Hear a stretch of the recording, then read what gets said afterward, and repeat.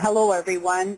We'll start with an overview of the PMI's five-step process, and then we'll be going into more depth in the subsequent slides and throughout the webinar. The first step requires that you meet domain experience levels as well as education levels before you apply. And we're going to be talking about this in some significant detail. But our recommendation is it's best to gather and prepare the information before you even open up the online application. Once you start your online application on the PMI site, you have 90 days to complete it.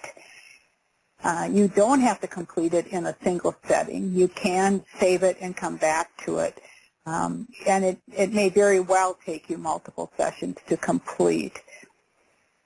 Once PMI receives your application, then they'll verify that you meet the eligibility criteria, and we're going to discuss that in depth, as well as your experience and education descriptions that you provide.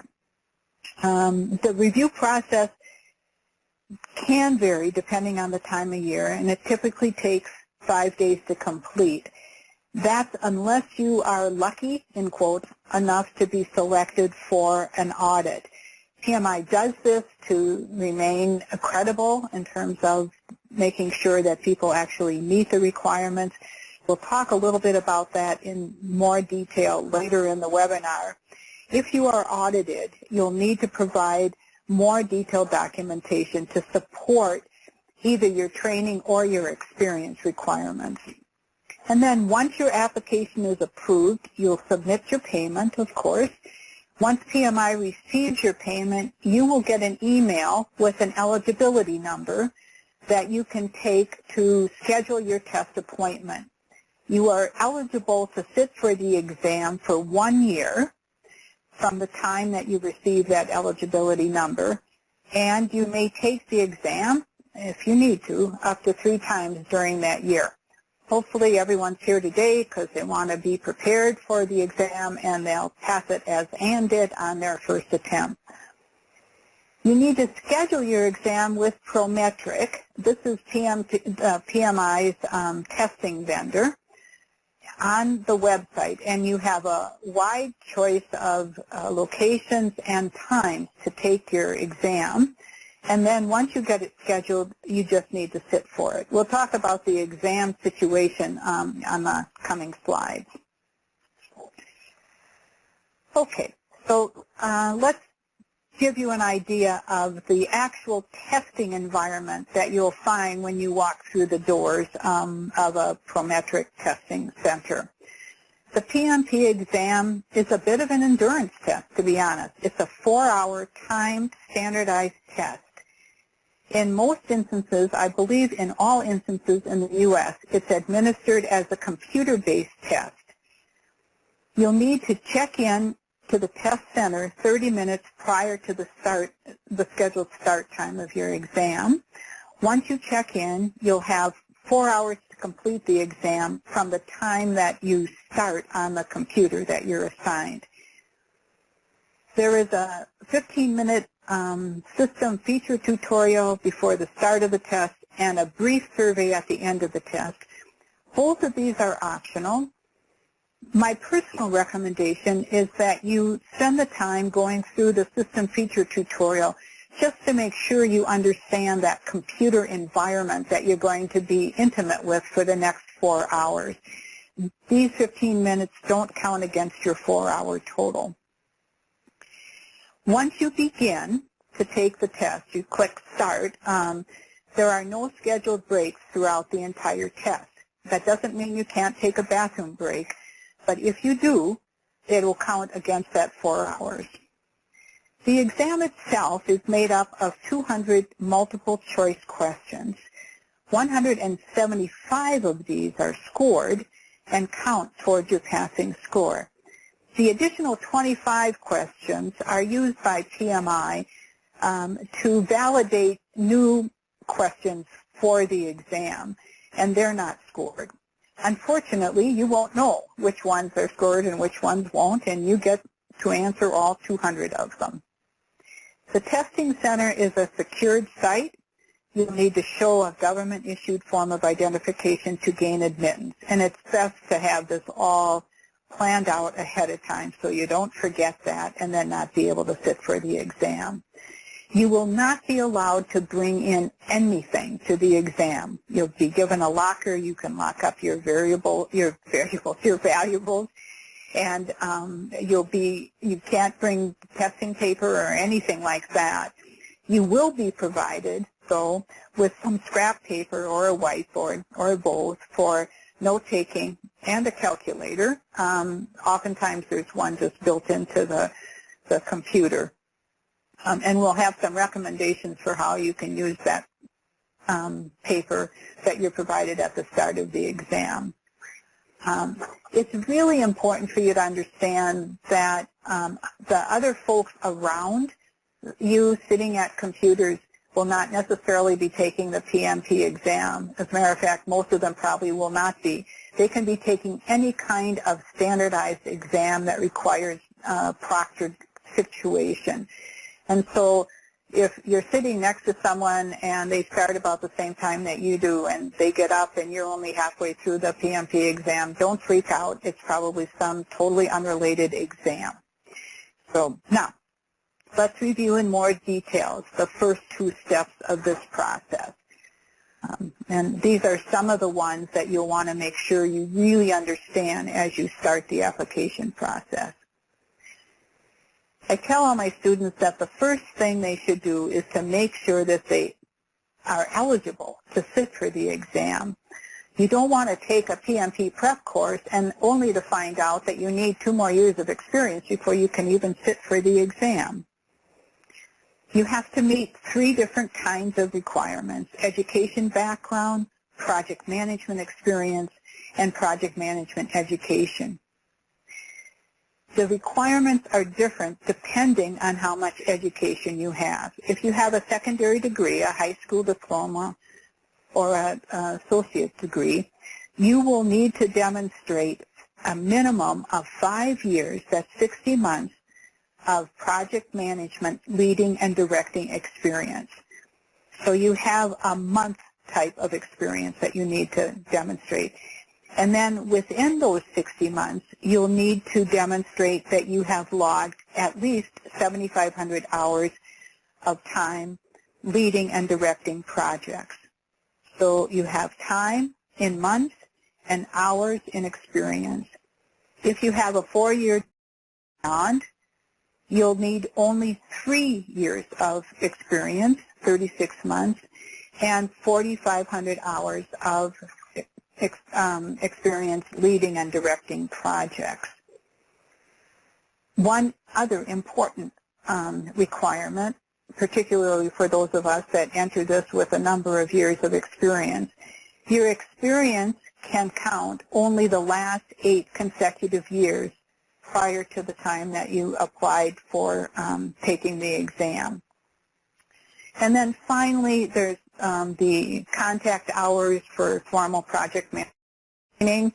Corey mentioned that the PMP prep course that CertWise provides allows you to meet all of that in one sitting, but you must demonstrate 35 contact hours of education and training related to project management.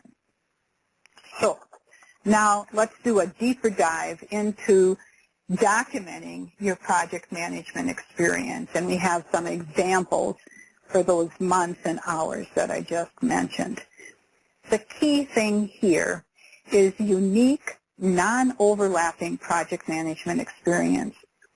That means for each month in which you worked on multiple overlapping projects, and most of us do, right, you can only count the time that you spent on one of those projects toward fulfilling your eligibility requirements. You can't double count the same months in terms of your 3-year or 5-year experience requirements. If you work part-time on 2 or more projects during that month or 2, you could list both projects to satisfy your hours requirement, but you would not be able to double count the total calendar time. If you have any questions in this area, please feel free at any point during our discussion to post those, and we can go back and review it in more detail. So remember, the requirement states that you need either 36 months or 60 months of total project management experience. Think of that as calendar months of experience. So you can see on the slide, Project 1, we spent from January through April. That would count as 4 months. Project 2, from May to June, that would count as 2 months. So you have 6 months of calendar experience that you can use for meeting that requirement. Now, let's take a look at addressing the hours requirement. Consider all of the projects that you have worked on and identify how many hours you spent leading and directing the projects. It's really important that you focus on leading and directing activities. You may do a number of other things that are not related to managing the project. But if you work on multiple projects at one time, all the hours count toward the total. So PMI will be looking for you. The PMI reviewers will expect you to record your hours aligned to the 5 PMP domains that you see listed on the slide. These domains are also discussed in detail in the PMP Exam Content Outline. We're going to be referring to this a number of times throughout the webinar, and this is an important document for you to become intimate with, and you can download this document from the PMI website, the PMP Exam Content Outline.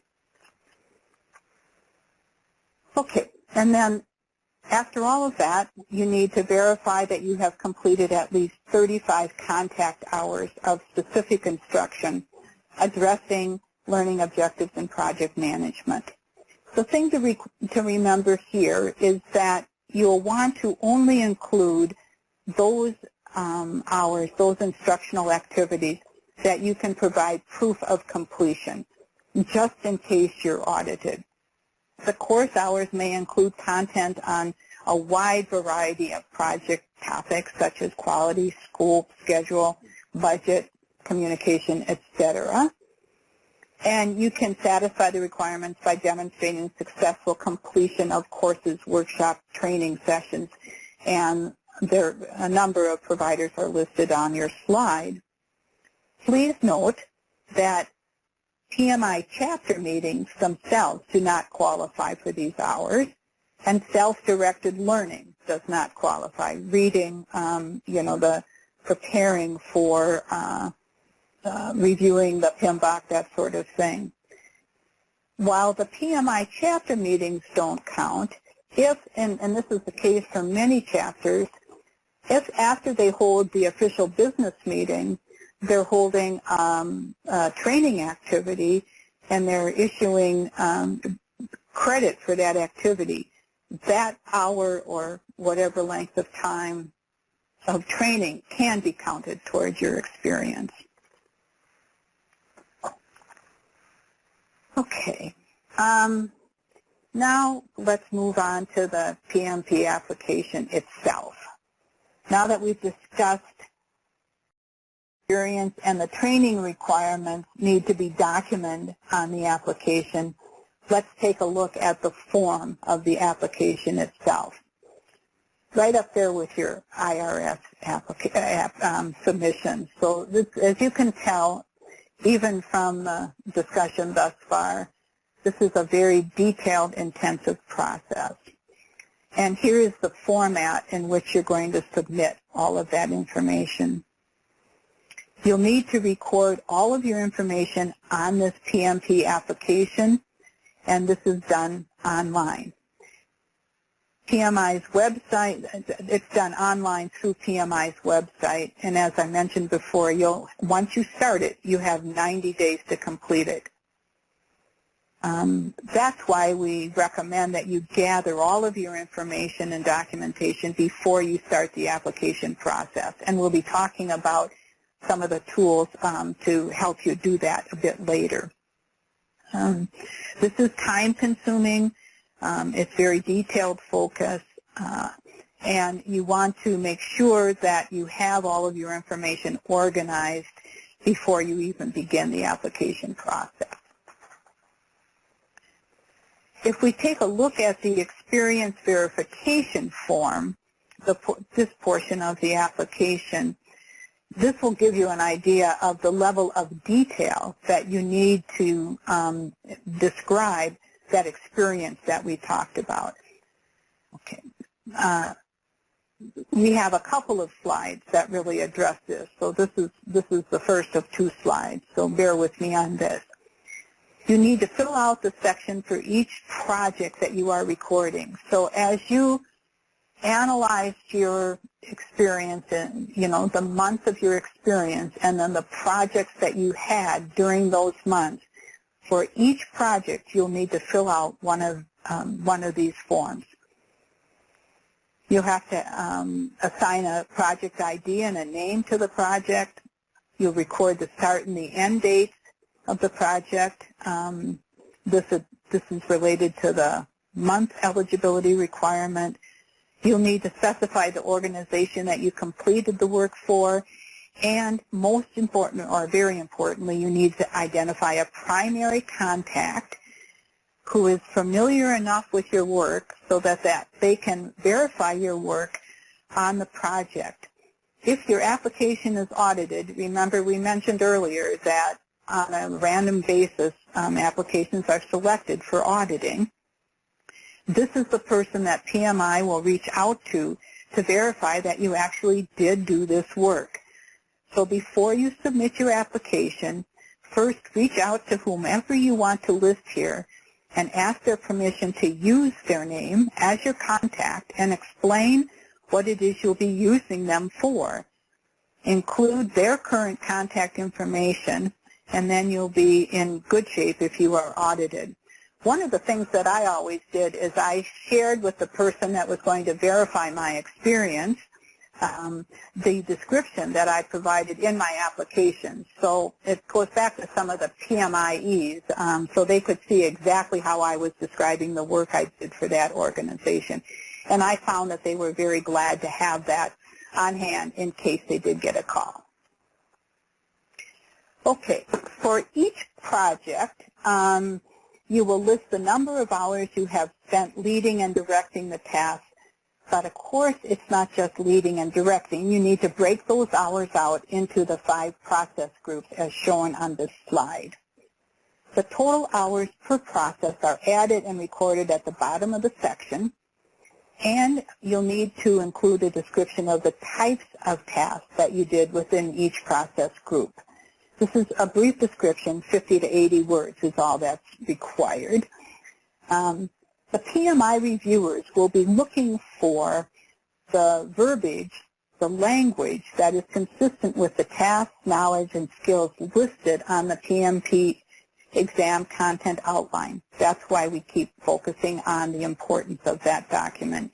You need to describe your experience in the words that PMI uses to describe project management experience. For example, we have several different just examples that we'll go through quickly.